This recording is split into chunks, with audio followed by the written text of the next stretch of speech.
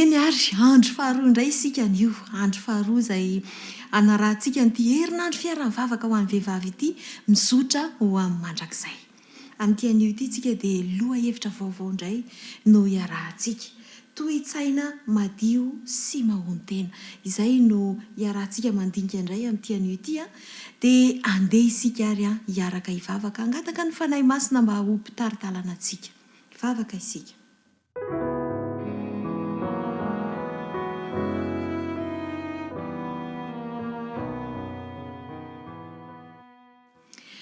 Ry Andriamanitra rainay, tsara indrindra izay any an-danitro.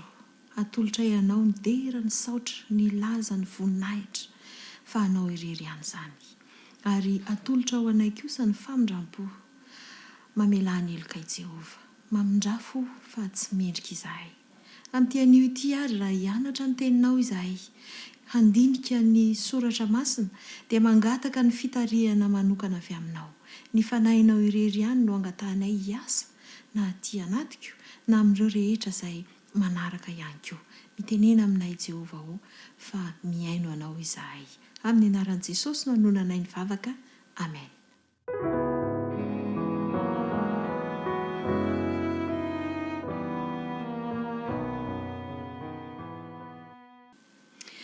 Toe-tsaina madio sy mahon-tena.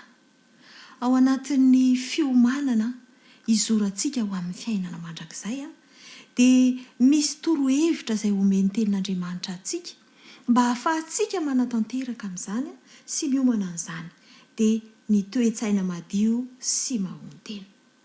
Ny tenin'Andriamanitra izay nomenantsika tamin'ity anio ity dia ny Petera voalohany toko faha-4 ny 7. Petera voalohany toko faha-4 dia ny 7.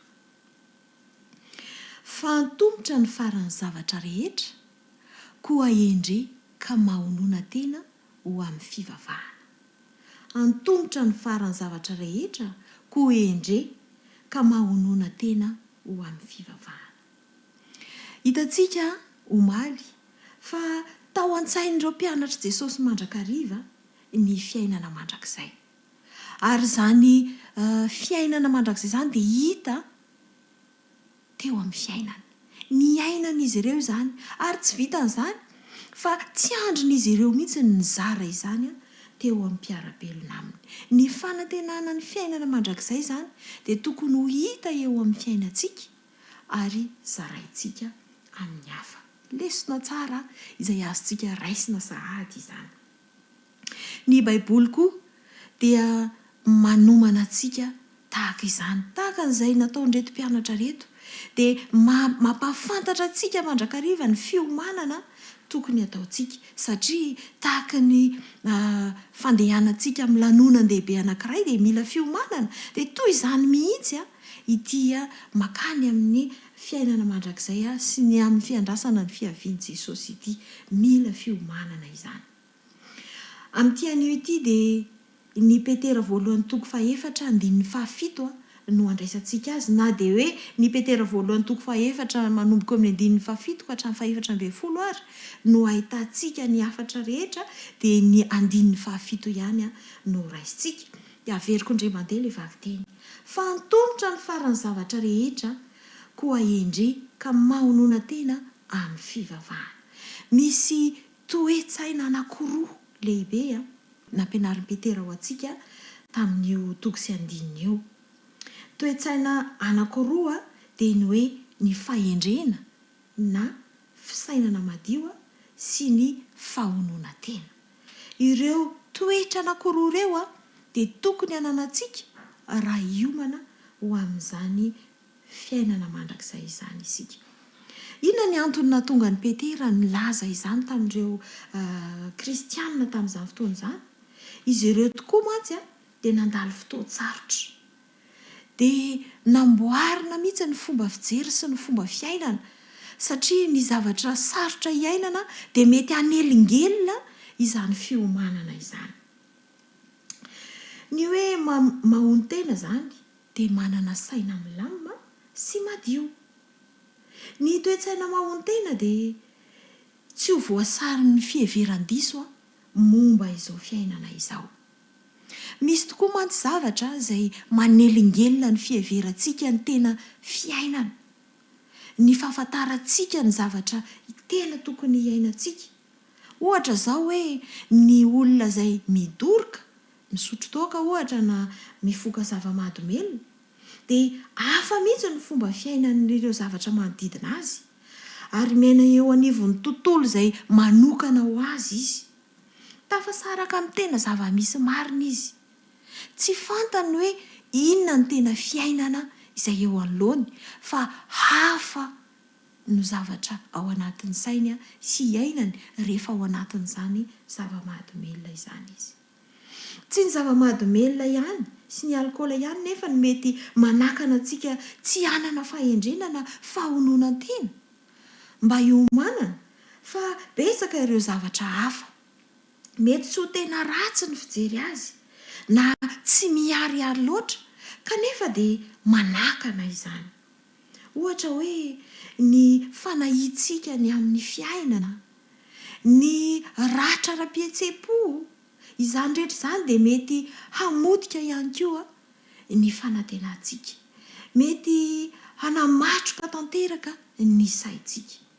Ary andro aman'alina izany dia mikiky ary mahatonga ny fomba fisainana mihiba hanamaloka ny fiainantsika manontolo mihitsy. Misy vehivavy anankiray, Elizabeta ny anarany. Nijoro vavolombelona izy fa nandritry ny 5-telopolo taona izy, dia nandeha tsy tapaka tany am-piangonana. Ary tsy mba nanapaka ny hoe fiainam-bavaka izany raha ny fijery azy ivelany. Kanefa dia tsy mba afaka nifantoka tanteraka tamin'ny vavaka sy ireo afatra izay noraisiny isan-kerinandro izy. Ny zavatra niseho mantsy dia izao: niaritra ratra ara-pihetsepo maro izy nandritry ny fahazazana, ary rehefa tonga tao an-tokantrano izy dia mbola nanana olana ara-panambadiana ihany koa. Tsy afaka nisaraka tamin'ny mihitsy izany, ary nitondra tahotra teo aminy ireny zavatra nitranga teo amin'ny fiainany ireny. Rehefa mivavaka ary izy dia toa ohatra ny tsy tena mivavaka, ary ohatra ny manakana ny fifandraisany amin'Andriamanitra ny tahotra nireny zavatra niatra tamin'ireny. Misy fotoana ara dia toa tsy mahavita mivavaka mihitsy izy ao anatin'izany. Mandra-pahatonga ny fotoana anankiray izay nisy namana anankiray nifampiresaka taminy.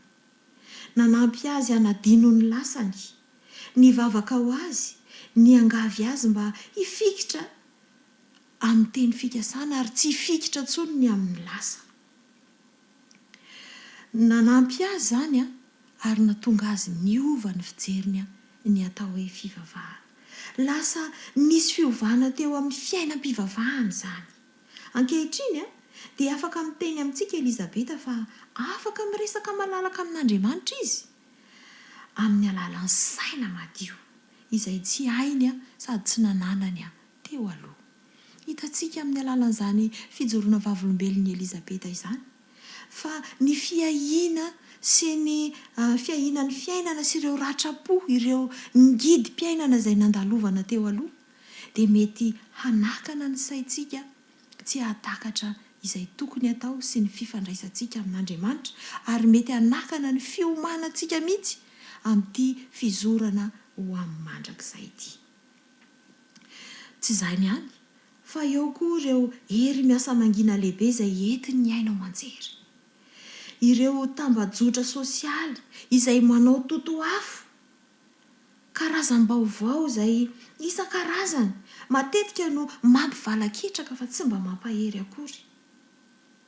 Mitondra fahalalana tsara ny vaovao kanefa mety manimba ihany koa izany. Mety mandany be ny fotoanantsika izany ka adinontsika izay zava-dehibe dia ny fiomanana no amin'ny fiainana mandrakizay.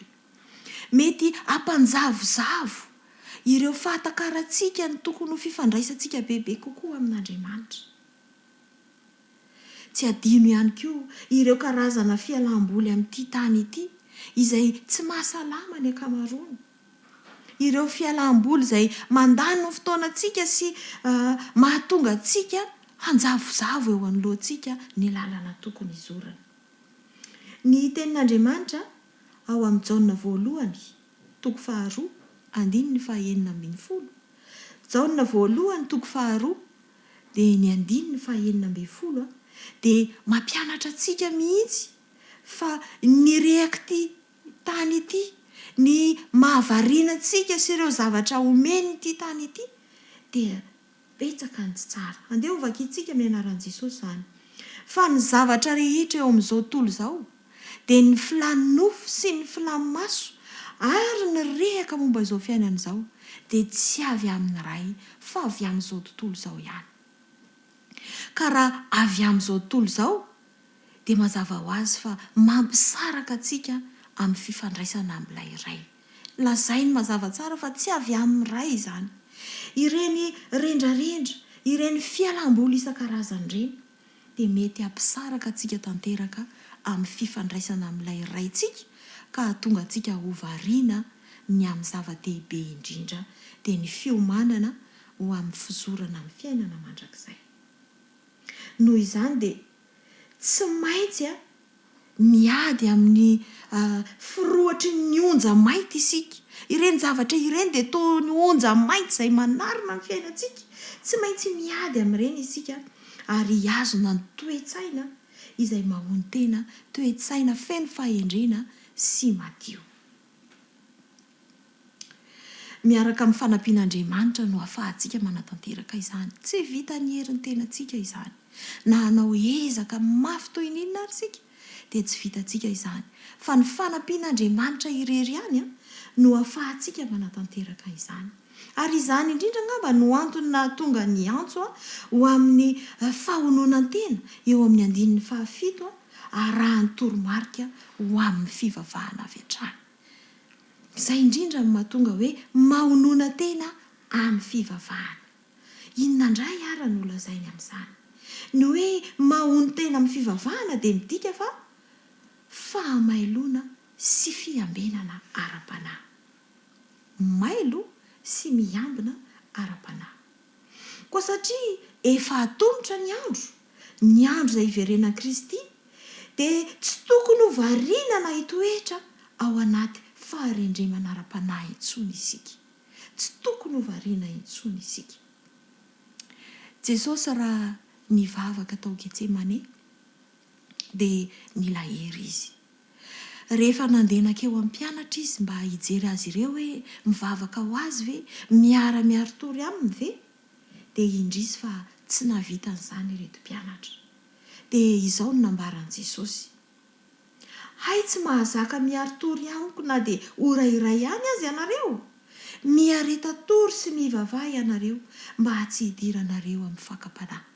Ny Matteo 5:20, andininy 7 sy ny 7 no ahitantsika izany. Jesosy mihitsy dia nilaza fa mila mivavaka isika mba hiarovana antsika amin'ny fakapanahy sy amin'ny fandrika izay ataon'ny Satana. Raha mivavaka isika dia hanampy antsika Andriamanitra ho amin'izany zavatra izany. Ny fivavahana dia mitaky saina tony sy madio. Tsy tokony ho ireny karazan'olona izay entan'ny fihetseham-po ireny fotsiny isika rehefa mivavaka. Na hoe rehefa mahatsapa hoe izaho mila mivavaka, izay vao mivavaka. Marina hoe tsara ny mahatsapa hoe izaho mila mivavaka. Fa tsy tokony ho fahatairana ohatran'izany fotsiny ilay izy. Fa rehefa mivavaka dia tokony hoe fiainana izany. Tokony efa mahazatra izany. Tokony ho tafaray amin'Andriamanitra foana ny saintsika amin'ny alalan'ny mivavaka. Tsy midika akory izany hoe eny an-dalambe dia akipio ny masonao dia avy eo ianao midona amin'ny poto. Fa na hoe eny an-dalambe dia mandohalika ianao. Tsy izany. Fa ny fifandraisanao amin'Andriamanitra dia ny sainao izany dia tokony hifandray mandrakariva amin'Andriamanitra. Manandratra vavaka ianao, miresaka amin'Andriamanitra mandrakariva ianao. Hoy Petera hoe mahonona tena. Mahonona tena. Midika inona izany? Amin'ny teny hafa dia hoe matotra. Izay no ambarany.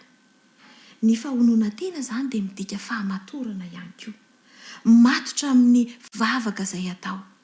Fahazaran'ny fiainana izany. No saintsaina sy noeritreretina tsara ary tsy antery ihany koa. Ny fifandraisana marina amin'ilay raintsika izany dia tsy zavatra amboarimboarina. Fifandraisana tsy avilivily ny zavatra hafa na fifandraisana tsy miaro fitiavan-tena ihany koa. Izany hoe tsy ny mombanao irery izany fa mijery ny momba ny hafa ihany koa. Fa maninona ary no tena ilaina ity mivavaka ity? Aika izy ity misy hery. Ny hery ny vavaka, manana hery ny vavaka. Izay ny antony hoe asandratra mandrakariva amin'Andriamanitra ny fivavahantsika, ny fisainantsika. Any an'eritreritrany ianao dia toa miresaka amin'Andriamanitra. Misy olana kely, inona indray ny ataoko amin'ity Andriamanitra? Aiza indray no alehako? Inona ny tokony ataoko? Mifandray tsy tapaka ny saintsika sy ny saina. Eny anivon'ny fitsapana, ny fahasairanana ary ny fanoherana mihoatra noho ny zavatra hafa rehetra dia ny vavaka no ahafahantsika mihazona ny fitoniana. Eo anolohan'ny fisavorovoroana, raha misandratra mandrakariva amin'Andriamanitra ny saintsika, ny vavakantsika, dia tony isika. Ny vavaka no ahafahantsika mihazona izany fitoniana izany. Miaro antsika amin'ny otro-po sy ny ngidim-po ihany koa izany. Raha misy ady miseho, raha misy olona mila ady aminao, dia tsy manana otro-po ianao, tsy manana ngidim-po ianao raha misandratra mivavaka amin'Andriamanitra. Ny vavaka ihany koa dia afaka manampy antsika hifehy ny lelantsika, ary tena zava-dehibe izany. Ahafahantsika manana fomba fijery tsara kokoa mahakasika ny tena zava-misy eo amin'ny fiainana izany. Raha misy toe-javatra anankiray, raha mivavaka mandrakariva isika, dia hafa ny fomba fijerintsika ary mahatonga antsika hijery ny lafitsaran-javatra mandrakariva izany. Amin'izao dia antsika miaraka amin'ny Jesosy mizotra ho amin'ny mandrakizay izao. Ny faniriana dia ny anaovantsika ny fanandramany herin'ny vavaka. Amin'ny saina mahon-tena sy madio. Andeha handinika ny fiainantsika isika. Andeha hijery ny fiainantsika isika hoe inona ny zavatra mbola tokony ataoko? Inona ny zavatra tokony alako? Inona ny zavatra tokony amboarina eo amin'ny fiainako mba hananako an'izany fiomanana matotra eo amin'ity zotra ho any amin'ny fiainana mandrakizay ity. Mba hahatonga tsy ho variana ary mba hahatonga ho tafaraikitra sy hifandray mandrakariva amin'ilay iray izay any an-danitra. Andeha tomboka androany izany. Andeha tomboka androany izany fiovana izany eo amintsika tsirairay avy. Andeha hangatahantsika Andriamanitra mba hanampy antsika. Andeha hivavaka isika.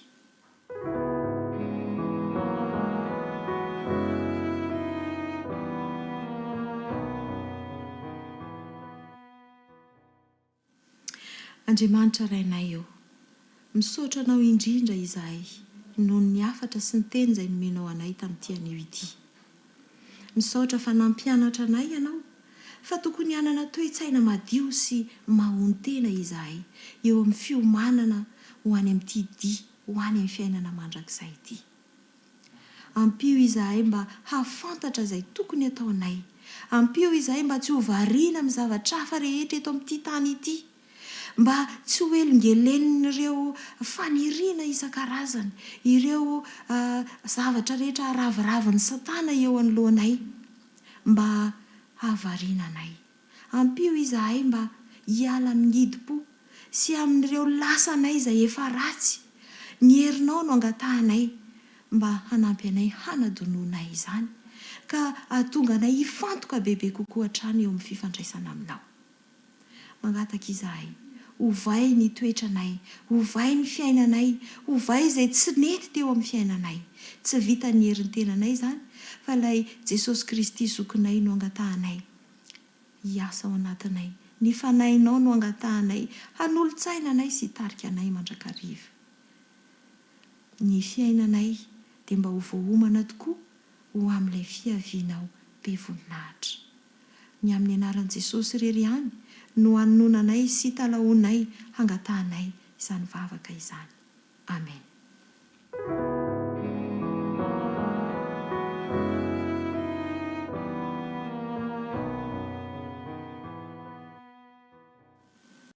Dia mahakasitraka ny fiarahanao taminay ary tamin'ity anio ity. Raha mpitso isika dia loha hevitra vaovao indray no iarahantsika. Azadiny no manaraka izao fandaran'izao mandrakariva fa hanomana antsika hizotra ho any amin'ilay fiainana mandrakizay izany. Dia mandra-peo ary.